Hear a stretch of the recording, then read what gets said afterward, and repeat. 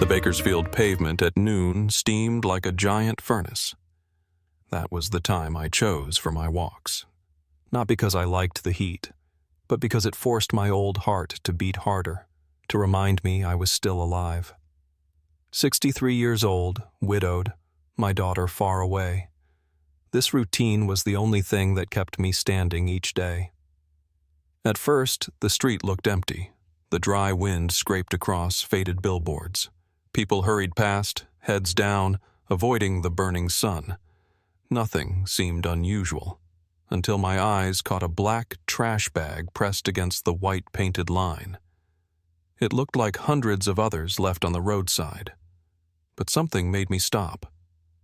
The bag shivered very faintly, as if something inside was breathing. I stepped closer. The stench hit me. Burned plastic mixed with something foul, enough to make me gag. A young man on a motorbike slowed just long enough to snap a photo, laughed, then disappeared into the glare. A few others glanced, shook their heads, but no one stopped. My hands trembled as I bent down and tugged the bag open. My heart clenched. Inside was a Doberman puppy, no more than 8 weeks old. Skin and bones, its chest sank deep each time it struggled for breath. All 4 paws were blistered raw, stuck with melted tar. Foam clung to its mouth, each wheeze rattling faintly. It didn't bark. It didn't cry. It only opened its dry eyes to look at me. One look, asking, "Is anyone here?" I choked back tears. In all my years as an ER nurse, I had seen countless patients on the edge of death, but never had such a small, fragile life undone me so quickly. Then, suddenly, the screech of brakes tore the air. A black sedan skidded to a stop behind me. The door swung open. A tall man stepped out, tattoos running down both arms, face darkened by sun, eyes hard as steel. Around me, I heard whispers from the bystanders. "Gangster." He said nothing. Didn't look at me. Didn't look at the crowd. He went straight down. For one frozen second, I thought he would push me aside, or worse, walk away. But what happened next shattered every thought I had. He ripped off his t-shirt in one swift motion. Not rough, not careless, just decisive. He wrapped it around the puppy, folding the cloth gently, as though swaddling a newborn child. Then he lifted it from the blistering pavement, those rough, heavy hands suddenly tender beyond belief. The words slipped out of me without thinking. "Don't sleep, baby. Don't give up." The little body quivered in his arms. Its eyes fluttered shut, then cracked open again, clinging to that last moment. And right then, I knew. This was more than a rescue. This was a turning point, maybe for the dog, maybe for him, maybe for me. He raised his head and met my eyes. No words passed between us. But in those gray, weary eyes, I saw something break apart, and something new take shape. I had lived too many years in silence, letting life pass as though nothing was left worth holding on to. And him? From his tattoos, scars, and guarded gaze, he was clearly a man who had lived through storms. Yet here we both were, bent over one small life, trembling as if we were learning humanity for the first time. I drew a deep breath, steadying my voice. "We have to go now." Another minute, and he won't make it. He nodded once, firm, still holding the pup close. He turned toward the idling black sedan. The crowd fell quiet, parting as he passed, leaving behind only the sharp crackle of tar blistering in the sun. My own heart pounded so hard I thought it might tear itself apart. What I didn't know then was that when that car door closed, a new journey opened. A journey that would not only save one abandoned puppy, but would save us too. The car door slammed shut behind me. The heat from the pavement still pressed in, but inside the sedan there was a different kind of suffocation. I cradled the Doberman pup in my arms, his head slumped to the side, his breathing so faint I had to lean close just to feel his chest rise and fall. The tattooed man, later I would learn his name was Jax Moreno, hit the gas. The sedan shot forward, tires grinding against sun-soaked asphalt. I could hear my heartbeat mixed with the roar of the engine. "Don't let him slip," I whispered, my trembling hand tipping a bottle of water against the puppy's cracked lips, letting droplets moisten his dry mouth. His parched lips quivered, as if clinging to that last taste of hope. Jax glanced at me in the rearview mirror, his voice rough. "You been in medicine?" I nodded, eyes still locked on the pup. "ER nurse. Retired now." He was quiet for a few seconds, then spoke slowly, as if admitting something he had never dared say out loud. "I'm used to driving nights, but not the kind that ever end at a hospital." The words dropped heavy in the air. I didn't press further, but in his eyes reflected through the mirror, I saw a darkness I knew too well, guilt, exhaustion, and a crack spreading from within. The pup jerked weakly in my arms. I tore open a tissue, soaked it with water, and pressed it against his blistered pads. Heat radiated so strong it burned my fingers. Swallowing my tears, I whispered, "They left him like trash." If we'd been a minute later, all that would be left is a body in a bag. The car swerved sharply into a gas station. Jack slammed the brakes and jumped out. I followed, clutching the pup tight. The blast of air conditioning hit me hard as we pushed through the door. The clerk, young, his name tag read Troy, stared wide-eyed. An older woman clutching a skeletal, burned-pawed pup. Beside me, a broad, tattooed man dripping sweat, eyes blazing.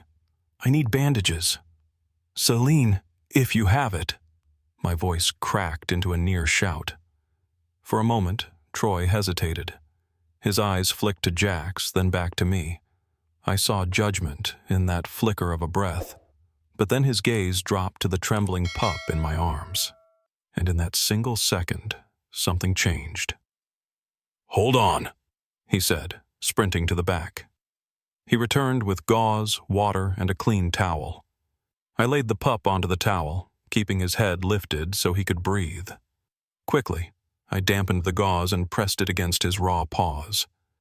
He whimpered, such a thin, fragile sound, and yet it pierced me deeper than any scream. Jack stood frozen, fists clenched, veins raised on his neck. He was trying to stay calm, but I could see his fingers trembling. When I looked up, his eyes were fixed on the dog, then on me, as if he had just taken a silent blow. "How did you stand this? All your life?" His voice was hoarse. I drew a breath, memories flooding of long nights in the ER, families waiting outside, faces pressed with fear and hope. Because I knew, if I turned away, those images would follow me forever. We don't get to turn our backs. And in that instant, his eyes shifted. A spark broke through, as though he was hearing words from deep inside himself. Troy returned, offering another bottle of water. "There's a vet just down the street. Dr. Santos." "She's the best." Jax gave a short nod, silent.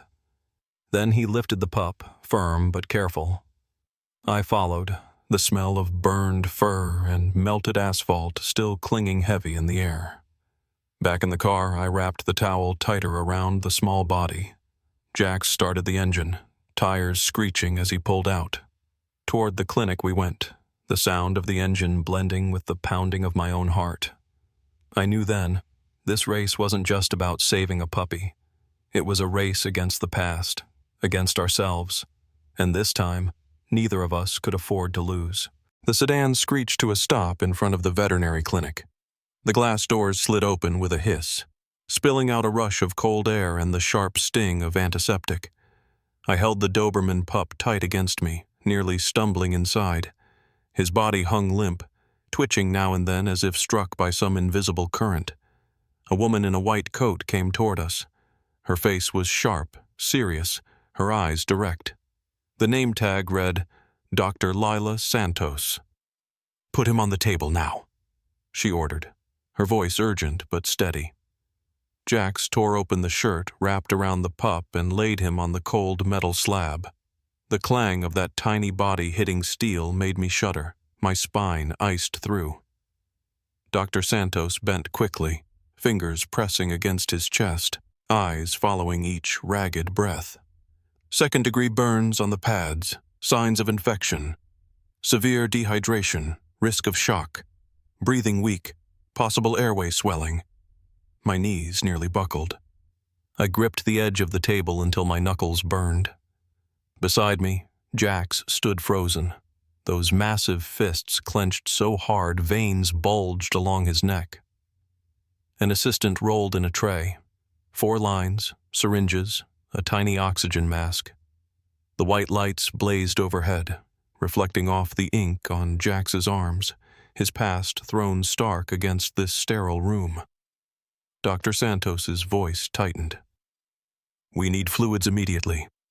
If his heart won't hold, we'll have to start compressions." My blood froze. A flash of memory. Another small body, years ago on an ER table. A child I couldn't save. I grasped the trembling paw in front of me. "You're not leaving." "Not today." The assistant searched for a vein in the pup's thin, dry leg. The first attempt failed. The second slipped. My teeth clamped hard. Jax cracked, his voice breaking. "Do something! Don't let him—" Dr. Santos snapped her gaze up, her tone firm but calm as stone. "You want him alive? Let us work. Stay steady." Jax stiffened, then gave a sharp nod, stepping back. His eyes glistened, but no tears fell. At last, the needle found its mark. The line ran. Saline flowed. A mask was fitted over his tiny nose, releasing steady bursts of air. On the monitor, his heartbeat stumbled, the jagged lines lurching uneven. Each drop made the whole room hold its breath. I leaned close, whispering like a prayer. "Hear my voice, baby. Hold on." Suddenly, the monitor wailed. A flat line cut across the screen. My breath snapped. My knees hit the floor. The assistant shouted. "No pulse!" Dr. Santos barked. "Start compressions! Now!" Her small hands pressed into the fragile chest, counting aloud, her rhythm echoing off the sterile walls. 1, 2, 3. The room collapsed into nothing but that count and the desperate fight for a heartbeat. Jax stood rigid, lips trembling as though to scream, but no sound came. Then, abruptly, he bent low over the table, his voice cracked and hoarse. "You don't leave me. You hear? I'm here. I'll take responsibility." And in that moment, the monitor flickered. A spark lit. A line lifted. Beep. Another beat. Beep. Beep. The room erupted. Dr. Santos exhaled, sweat streaking her forehead. "He's back. Heart's holding. But he'll be fighting all night." I collapsed against the table, tears flooding down. The pup's chest still rose weakly, but within that rise was the rhythm of life again. Jax's voice rasped. "He needs a name." I looked at him, then down at the tiny fighter clinging to breath. I whispered, "Valor." Because he fought like a warrior. Jax nodded once, lips pressed tight. And for the first time since I'd met him, I saw a real crack in the armor he wore. The recovery room lights dimmed, leaving only the pale blue glow of the monitor. I sat beside him, my eyes fixed on the little pup lying inside the oxygen chamber. Valor, that was the name I had just given him, breathed in ragged bursts, each rise and fall of his chest like climbing a steep hill inside a dream. White bandages wrapped his 4 small legs, an IV line threaded into a fragile vein. Across from me, Jax dragged a metal chair closer and sank into it. His shadow stretched long across the polished tile floor. The light caught the tattoos on his arms. I had once thought those marks only spoke of violence, but here under hospital lights they looked like memories carved into skin, stains he couldn't erase. I asked softly, "Why did you stop that day?" Everyone else just kept walking. Some even laughed, took pictures. But only you stepped down. Jax didn't look at me. His eyes stayed on Valor. After a long silence, he answered, his voice rough. "Because once, I missed my chance to save a life, and I swore I'd never let that happen again." His words pulled me back into my own old wounds. I shivered. "What do you mean by that?" He drew in a deep breath. One calloused finger brushed against the bars of the oxygen cage, careful not to startle Valor. "Back then, I was in deep debts, gangs, dirty work. My kid brother had a cat. That night there was a fight. I told him to keep the cat in his room, that I'd be back soon. But I didn't come back in time. Fire broke out next door, and when I returned, both were gone." The room fell silent except for the drip of IV fluid.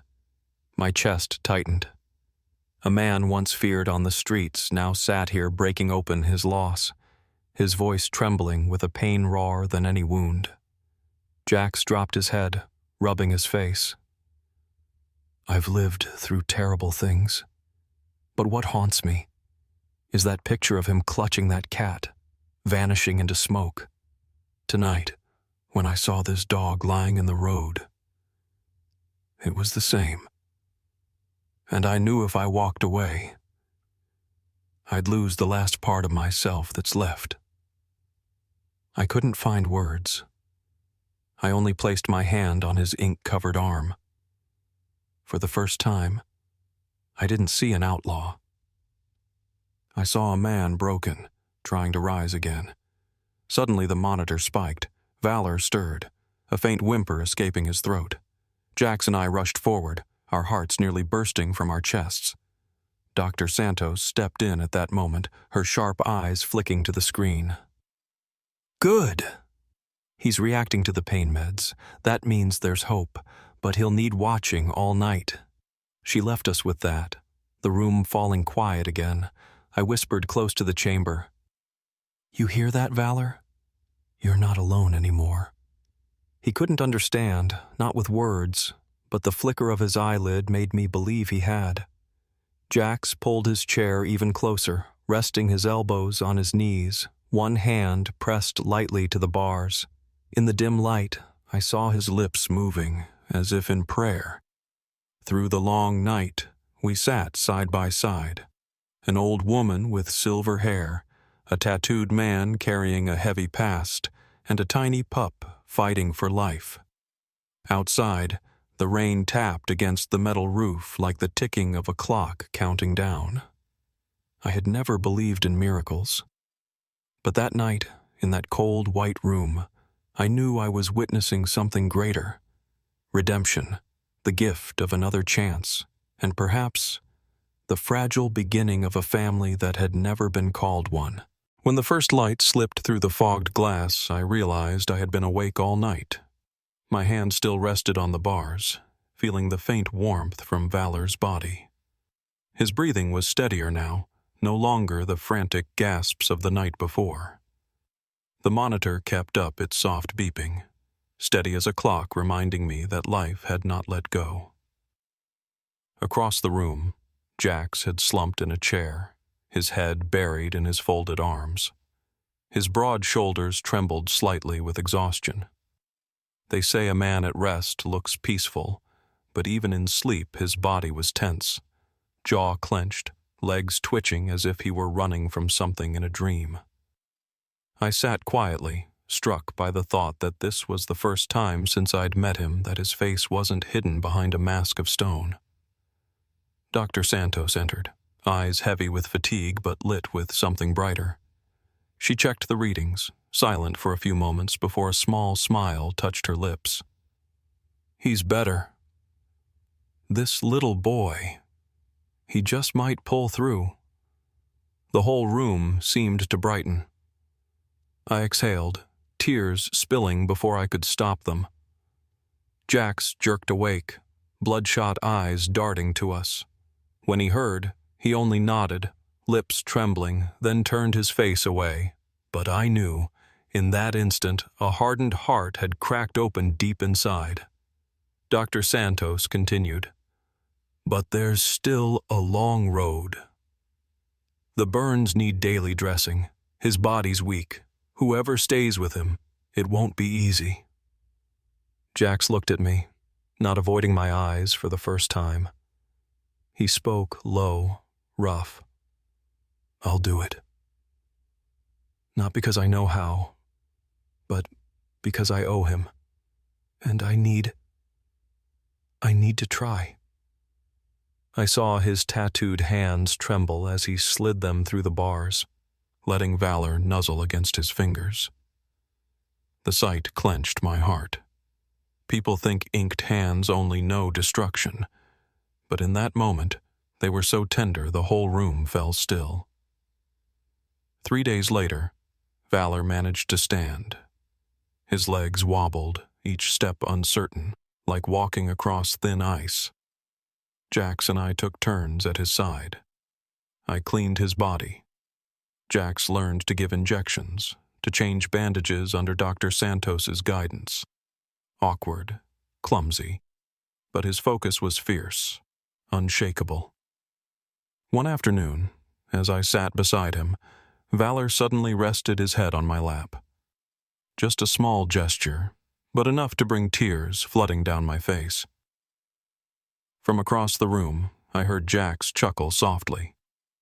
He leaned against the wall, a cold cup of coffee in his hand, watching us as though he were seeing a scene he'd never believed could belong to his life.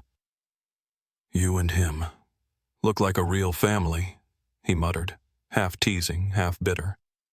I smiled through my tears. "Then what are we waiting for? Family doesn't need blood, just a promise." He fell silent for a long while. At last, he placed a heavy hand on Valor's back, covering nearly the whole fragile frame. "Then, I promise." The day the bandages came off, Valor began pacing the clinic, unsteady but alive. His eyes shone as though the world itself had offered him a second chance. People in the waiting room stopped to watch, some lifting their phones to capture it. But unlike the indifferent stares from that first day, now I saw awe in their eyes, belief that miracles really do exist. I glanced at Jax. He stood with arms folded, his face still stern, but the corner of his mouth curved upward. No longer a man condemned to walk past pain with his head down, but someone who had found a reason to stand still. A strange warmth rose inside me, part closeness, part gratitude, for that sweltering day when I chose to stop, and for the man beside me, once thought beyond saving, who chose to stop too. Together, we saved a fragile life, and maybe, just maybe, that life is saving us back. A week later, Dr. Santos allowed Valor to leave recovery and try stepping outside. Jax and I were as anxious as parents watching a child take his first steps. It was one of those rare, cool mornings in Bakersfield, sunlight soft across the sidewalk, leaves trembling in the breeze. Jax opened the door, but Valor froze at the threshold. His bandaged legs shook, claws scratching lightly against the tile as if testing the ground. I knelt beside him, patting my knee. "Come on, little one. Out there's a new world." He looked up at me, his brown eyes catching the light like drops of honey. Then, slowly, he stepped into the sun. One paw trembled but did not retreat. Then another. And finally, his whole small body moved forward. Passers-by stopped to watch. They saw a thin Doberman pup, legs wrapped in white, staggering like a creature reborn. A few phones came out again, but this time there was no laughter. Only softened eyes, only murmurs of, God bless him, carried on the wind. Behind us, Jack stood with his hands shoved deep in his pockets, face held firm. But I caught him turning away, blinking fast, as if hiding something that had just spilled free. That evening, Jax brought me and Valor back to his old garage.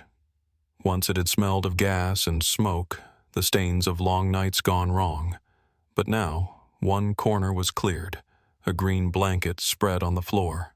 A water bowl sat neatly in place, beside a few cheap toys I knew he had rushed to buy from the pet store. Valor sniffed around, then lay down on the blanket. He sighed, resting his head against a pillow. Just a small sound, but to me it felt like the whole room exhaled in relief. Jax dropped to the floor, watching him, and let out a quiet laugh. Never thought this garage would hold life. I answered softly, maybe you're just like him. All it takes is someone believing, and you can start again. He said nothing, only reached down to scratch gently behind Valor's ear. The pup closed his eyes, breathing steady, his silence answering for every promise unspoken. But not everything came easy. The next night, as I was reading, I heard Jax call sharply, "Evelyn!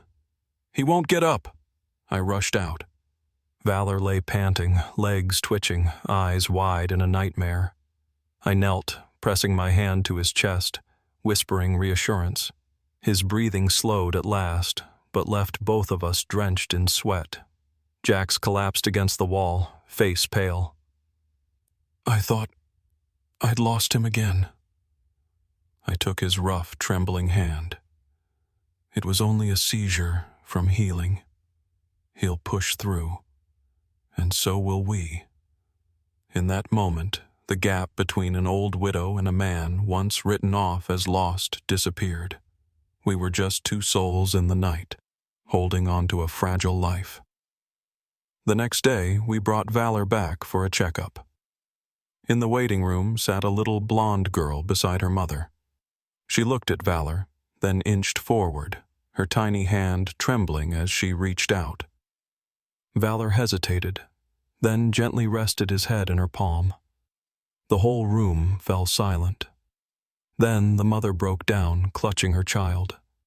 I heard her whisper, "My daughter lost her dog just last week. Today."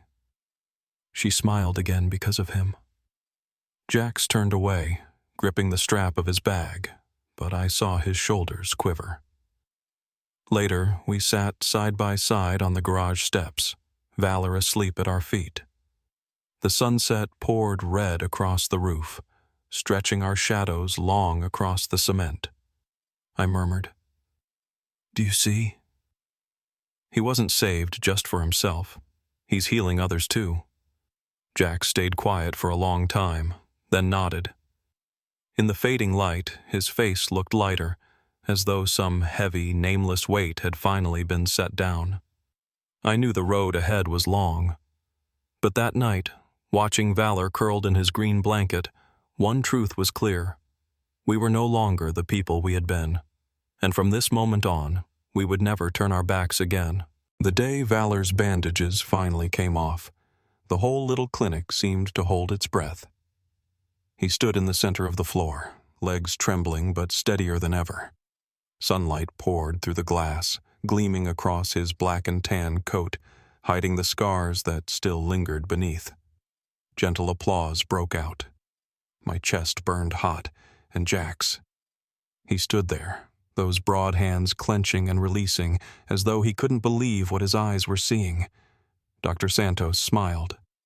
"This boy, he's survived more on willpower than any case I've seen, but not just because of him. Because of both of you." Jax bowed his head, eyes red. He dropped to his knees, arms outstretched. Valor stepped forward slowly, then suddenly leapt into his chest. The room erupted in applause. I heard someone whisper, "That's a miracle." News spread faster than we expected. The picture of Valor with his bandaged legs was shared all over social media, but what moved me most was when the children from the neighborhood came to Jax's old garage.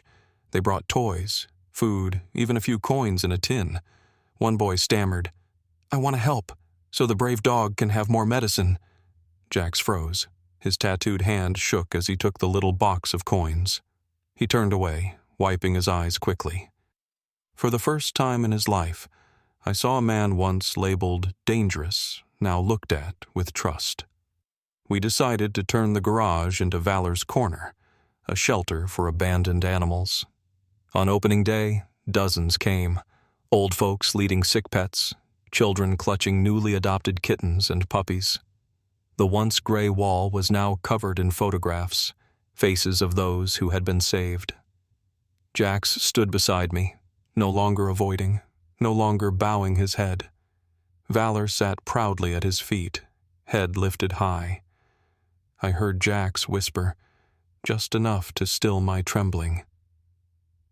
"Thank you for believing. Without you, I'd have lost another life." I laid a hand on his arm. "No, Jax.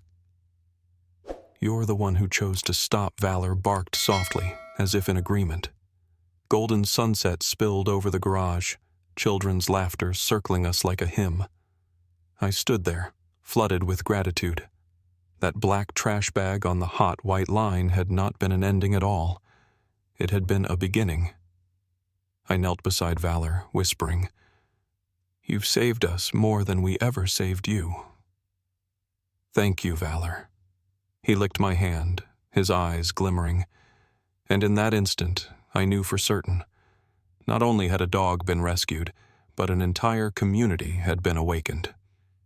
Dear friends, this is where Valor's story closes, but I believe its echoes will keep going. And I want to ask you something personal. Have you ever saved a life?